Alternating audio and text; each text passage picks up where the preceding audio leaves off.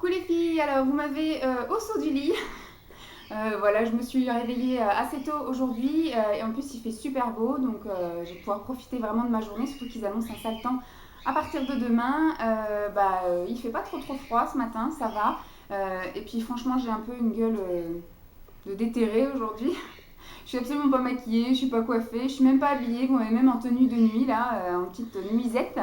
Ce matin, je viens, enfin ce soir, du coup, parce que je diffuse mes vidéos sur tout ça, enfin aujourd'hui, peu importe le moment où vous regardez la vidéo, je viens pour l'avant-dernier chapitre de ma petite liste beauté. Et aujourd'hui, c'est le chapitre qui est consacré aux jambes et aux pieds. Donc, il me semble qu'il est assez long, donc on va regarder tout de suite. Donc, il nous parle tout d'abord des 7 règles essentielles pour partir du bon pied. Donc, un petit peu tout ce qu'il faut faire pour ce qui est pied, hein. Donc, il faut une bonne hygiène. Il faut quand même se laver les pieds le plus régulièrement possible, si possible 2 fois par jour. Et puis surtout, voilà, avec du savon, et il faut bien aller aussi entre les orteils, et puis surtout bien essuyer, parce que pour éviter tout ce qui est macération, champignons, etc. C'est glamour, je commence bien. Ensuite, hydratation. Il n'y a pas beaucoup de filles sur YouTube en fait qui. Moi je suis une tarée de l'hydratation en général, mais je parle beaucoup des crèmes pour les pieds. Moi je mets de la crème sur les pieds tous les soirs. Une fois que je suis dans mon lit, en fait, juste avant de dormir, je me tartine les pieds. Et une fois par semaine, mais plus souvent en hiver quand même, je mets une grosse couche de crème hydratante et je mets une paire de chaussettes. Comme ça a bien le temps de rentrer et bien hydrater mes pieds. Voilà, protection. Alors c'est vrai que le pied, c'est un peu un point très sensible. Il y a énormément de terminaisons nerveuses dans les pieds. Donc il faut faire très attention aux pieds. Donc l'hiver, il y a beaucoup de gerçures, d'engelures, etc. Pendant les activités physiques, on peut avoir par exemple des entorses, on peut avoir des échauffements comme des créations après d'ampoules, etc. Donc il faut vraiment faire attention et prendre soin à ses pieds et soigner le moindre petit bobo pour éviter que ça s'aggrave parce qu'effectivement un pied ça peut vite devenir gênant à ne plus pouvoir marcher et c'est vraiment chiant. Pareil, la respiration, c'est tout bête, mais nos pieds sont enfermés quasiment tout le temps, surtout l'hiver. Bon, l'été, on met des petites sandales, etc. Mais l'hiver, on met des chaussettes du matin jusqu'au soir. Après le soir, on met des chaussons en général fermés. Il y a même des personnes qui dorment avec des chaussettes la nuit. Il faut savoir qu'un pied a aussi besoin de respirer, donc de temps en temps, je sais pas, quand vous regardez la télé ou autre, du coup, laissez vos pieds à l'air. Ça leur fait parfois un petit peu de bien, hein. Voilà, ensuite le confort, il ne faut pas oublier de temps en temps de mettre des chaussures confortables. On voit beaucoup aux États-Unis des dames, enfin des filles, hein, qui toute la journée courent partout avec des. Bon, elles sont avec leur tailleur et elles ont des baskets aux pieds ou des ballerines. Et une fois arrivées au bureau seulement, elles mettent leurs escarpins. Moi, c'est vrai que j'ai beaucoup de mal, j'aime beaucoup hein, les belles chaussures, les beaux escarpins et tout, mais des fois, ça me fait mal au cœur de voir des dames courir dans le métro, dans le RER, avec des talons aiguilles monstrueux. J'ai dit, si elle loupe une marche, elle va mourir en bas de l'escalier. Donc, faisons comme aux États-Unis, marchons en tailleur, basket ou ballerine, et puis ne mettons nos belles chaussures qu'une fois qu'on est arrivé sur place. Voilà. Et les soins hebdo, comme je vous disais, une fois par semaine.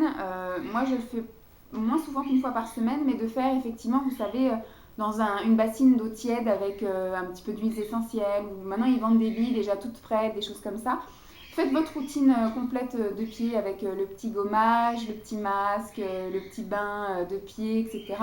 C'est aussi un bon moment pour la tête et voilà, ça fait partie aussi de cette règle essentielle pour nos petits pieds. Et puis côté pro, vous savez que moi je vais, enfin vous savez peut-être pas si vous ne me suivez pas, moi j'aime beaucoup aller chez le podologue pour me faire une pédicure. J'y vais 2 fois par an, j'y vais en général au mois d'avril, début avril pour commencer, on va dire, la période où on va commencer à mettre des petites ballerines, des petites sandales, etc. Et j'y vais aussi après l'été pour réparer les dégâts et la sécheresse de mes pieds, j'y vais fin septembre. Donc je me fais 2 petites pédicures, ça coûte pas très cher, ça coûte 30 €, vous restez 1 heure avec une personne en général qui est super sympathique. Enfin, moi la mienne elle me connaît très bien, en général on reprend la conversation là où on s'est arrêté, donc on se voit avril et septembre, donc ça fait pas 6 mois, mais voilà, on se voit 2 fois par an et on arrive à se reconnaître et à savoir où est-ce qu'on s'en est arrêté dans notre conversation. Voilà, ensuite les 4 ennemis quotidien, des jolis petons et des belles gambettes. Donc il y a la chaleur. Ça, la chaleur, elle est toute l'année parce que moi j'ai vu, quand je prenais les transports en commun pour aller donc à Paris, moi j'habite dans ma Cambrousse, donc je prends un TER, c'est un train, c'est pas un RER on va dire, et moi c'était un train canette, vous savez, des trains tout gris avec des sièges en sky orange, où on est comme ça tout le long du trajet parce qu'il y a des ressorts dans les sièges. Puis ça glisse, c'est-à-dire que dès que le train tourne, on écrase son voisin ou le voisin nous écrase. Et le chauffage est au pied. Alors je ne sais pas comment c'est dans les RER, j'ai pas souvenir. Mais le chauffage se fait sous le siège, donc ce qui fait que tout l'hiver, en général, ils mettent le chauffage à fond. Et quand on est assis, moi j'avais l'impression que la semelle de ma chaussure allait fondre, tellement c'était chaud. Donc la chaleur n'est pas seulement en été, elle se fait aussi en hiver en fonction du chauffage. Ensuite, tout ce qui est compression, tout le long de la journée, en fait, nos pieds vont supporter notre poids en fonction de si on est debout, si on marche, si on court ou autre. Donc, il ne faut pas hésiter le soir aussi à relever les jambes. L'immobilité aussi, c'est un très mauvais, c'est un ennemi quotidien. C'est-à-dire qu'on reste souvent debout, immobile, soit à regarder des choses, ou soit à attendre quelque chose quand on fait la queue quelque part ou autre. C'est très mauvais aussi pour les pieds et pour les jambes, pour la circulation. Et autre ennemi que nous connaissons toutes, ce sont souvent les chaussures mal adaptées. Il y a énormément de chaussures que nous aimons et qui ne nous vont pas parce qu'on a une morphologie de pied qui n'est pas adaptée. Mais nous continuons à mettre ces fameuses chaussures parce qu'on les adore et elles nous font atrocement mal. Et on pense qu'on va les faire, mais on ne les fera jamais parce que ce n'est pas des chaussures qui nous vont. Voilà, donc c'était les ennemis quotidiens de nos petits petons. Ensuite, les 5 bobos pas beaux des jambes. Donc il y a la cellulite, donc nous sommes toutes, à mon avis, à 90 voire 95% de filles à avoir de la cellulite. Alors plus ou moins voyante, plus ou moins douloureuse, plus ou moins traitante, on va dire, et plus ou moins ancienne.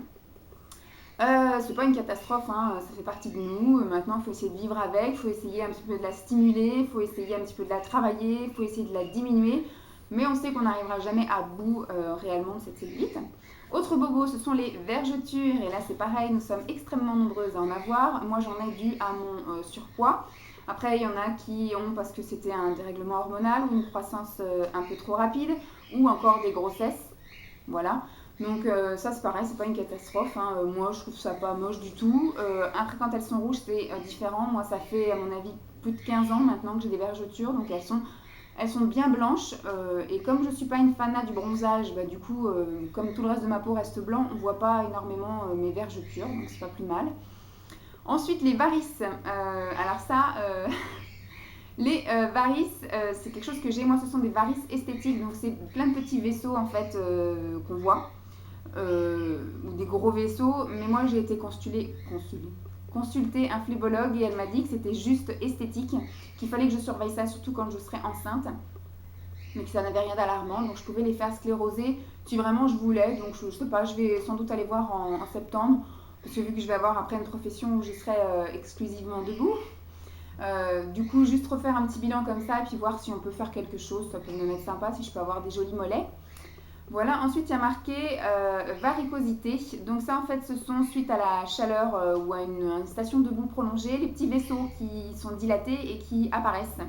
Donc là c'est pareil, on peut les scléroser ou il peut y avoir des produits un petit peu glaçants, rafraîchissants pour les jambes lourdes ou les choses comme ça qui peuvent les faire un petit peu disparaître ou atténuer. Et puis après ils disent les œdèmes. Je ne sais pas trop ce que c'est que les œdèmes, mais c'est pareil, c'est dû à la chaleur ou à un problème cardiaque ou pulmonaire. Ou alors une prise de médicaments. Voilà. Il faut aller consulter son médecin. Dès que vous voyez quelque chose de pas net sur vos jambes, n'hésitez pas à aller voir un médecin. Ensuite, il y a marqué les 9 bobos des pieds les plus courants. Donc l'ampoule, c'est le premier bobo. C'est le bobo facile à attraper. C'est le bobo que tout le monde a eu une fois dans sa vie. Une fois, c'est peu dire. On a toutes connu ça, hein, soit quand on est allé se balader avec des chaussures mal adaptées. Même moi, j'ai eu des cloques avec des tongs. Souvent, c'est ça. Quand je remets des tongs arrivé l'été et que je marche longtemps avec mes tongs, et du coup, entre mes doigts de pied se forme une petite cloque et c'est monstrueux. Ça fait atrocement mal, c'est horrible. Puis après, une fois que ça se fait, ça se fait. Mais en général, j'essaye d'éviter de porter trop longtemps des nouvelles chaussures. Voilà. Les talons fendillés, moi j'ai jamais eu ça parce qu'effectivement comme je suis une tarée de l'hydratation, je pense que même si le petit talon commence un peu à souffrir, eh ben, je rattrape vite le coup parce que voilà, hydratation. Le pied d'athlète, donc ça c'est un champignon visiblement qui s'attrape en général à la piscine. La mycose de l'ongle, pareil, j'ai jamais eu mais je vois très bien ce que c'est. Un ongle incarné également. Alors la mycose de l'ongle, c'est aussi quand l'ongle il devient jaune, mais pas jaune à cause du vernis que vous avez mis trop souvent ou qui respire pas. C'est vraiment, on a l'impression même que l'ongle il est un peu décollé et ça fait un jaune un peu, un jaune pâteux. On a l'impression que l'ongle est en train de se décoller en dessous, quoi. C'est une mycose, quoi. Un champignon. C'est un champignon qui attaque l'ongle. Donc là, c'est pareil, il faut aller consulter un médecin qui va vous donner un traitement. Ensuite, il y a l'ongle incarné. Donc en fait, c'est les bords des côtés de l'ongle. En fait, quand ils poussent, et ben, au fur et à mesure, ils vont rentrer dans la peau. Ça fait, paraît-il, extrêmement mal. Je n'ai jamais connu ça. C'est vrai que je me coupe régulièrement les ongles et je lime pour pas que les bouts soient trop pointus pour ne pas justement rentrer dans la peau. Ça, les ongles incarnés, c'est souvent dû à des chaussures mal adaptées, du coup. Ensuite, il y a les durillons, ça c'est pareil, c'est dû aussi à des chaussures mal adaptées. Moi je sais que j'en ai des durillons, mais les miens sont pas douloureux parce que du coup, comme je les hydrate beaucoup, c'est pas des durillons trop durs. Et c'est pareil, c'est un petit peu comme une couche de peau qui se fait dû au frottement en fait de la chaussure. Donc ça frotte et ça fait une couche de peau un peu plus épaisse et parfois un peu douloureuse. Pareil pour les corps c'est aussi un amas de peau, mais ça se trouve un petit peu plus au-dessus des orteils. Alors les durillons, c'est plus au niveau, il y a marqué de la voûte plantaire et sous le pouce des pieds.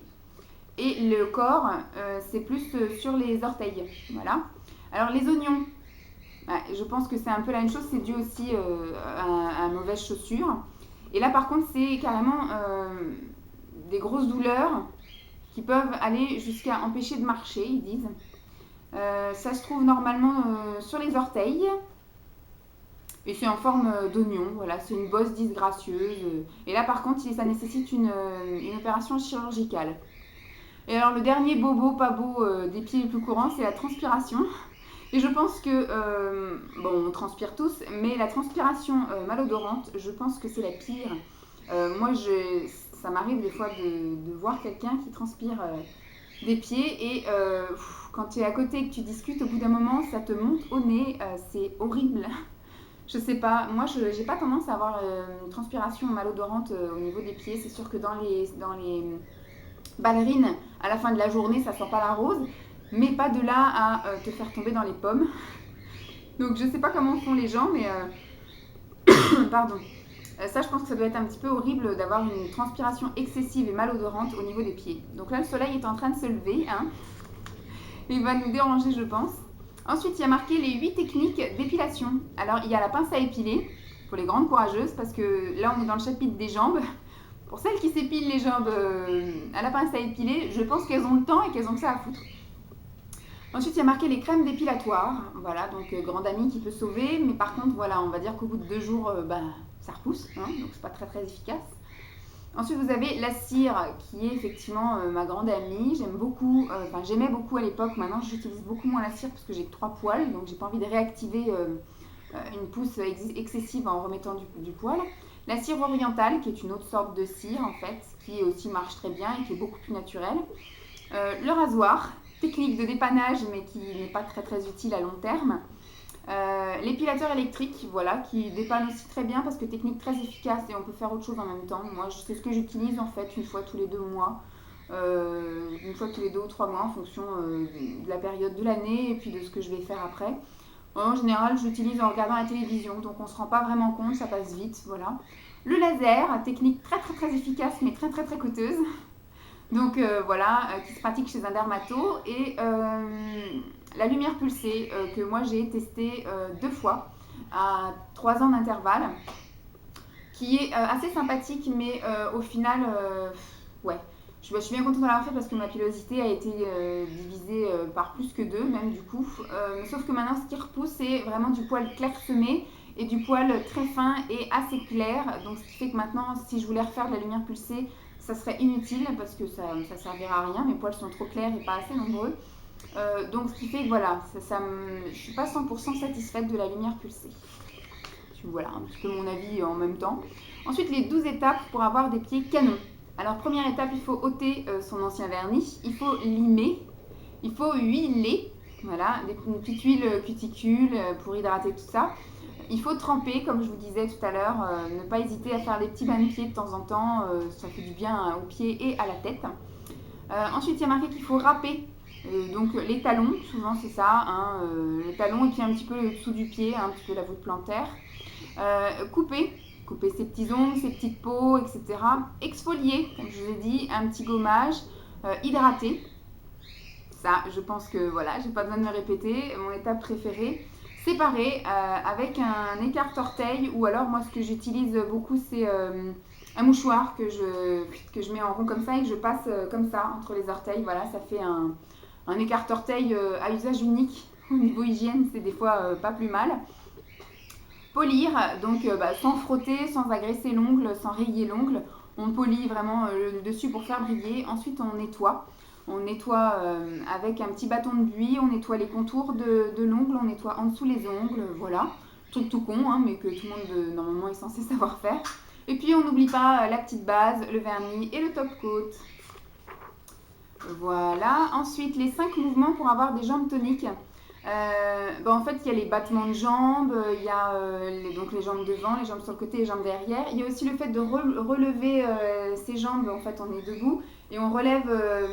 Alors on dit coup de pied aux fesses. En fait, on se donne un coup de pied aux fesses par l'arrière. Alors les endroits où on peut le faire, il y a dans le métro.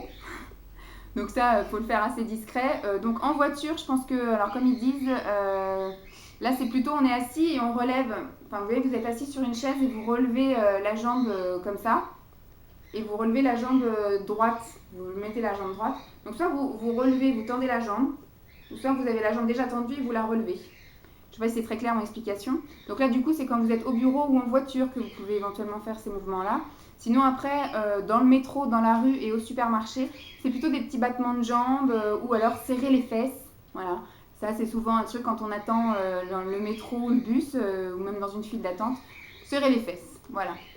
Ensuite, les 7 sports amis des belles gambettes. Alors, les sports qui nous conseillent pour avoir des belles jambes. Ils conseillent la course à pied, ils conseillent le trampoline, la Zumba, donc là ça va faire plein d'amis. Le vélo, moi le vélo ça me fait mal aux fesses, c'est horrible. L'aquabiking, voilà, ça marche un petit peu mieux, j'en ai fait pendant plusieurs années et c'est vrai que du coup c'est pas mal et puis on sent pas vraiment qu'on transpire parce qu'on est déjà dans l'eau. Le roller, donc ça, moi qui suis une vraie casse-gueule, je ferai pas. Et l'aquapalming, donc c'est pareil, c'est nager avec des palmes. Donc en général, voilà, vous faites des battements de jambes avec des palmes et ça muscle vachement bien les jambes. Et puis voilà, c'est tout les filles. Donc j'espère que ce petit chapitre qui aura duré un petit peu longtemps vous aura plu. Avec mes petites anecdotes encore une fois glissées à chaque fois, je peux pas m'en empêcher. Des fois vous pouvez dire mais on n'a rien à foutre de ce qu'elle nous raconte, on veut simplement les listes et puis elle nous glisse des trucs à elle, on s'en fout. Donc demain on se retrouve pour le dernier chapitre qui est manger et boire pour être belle. Un petit chapitre pas très très long. J'espère que ça vous continue à vous plaire. Je vous fais donc des gros bisous et puis je vous dis à très vite. Bye les filles.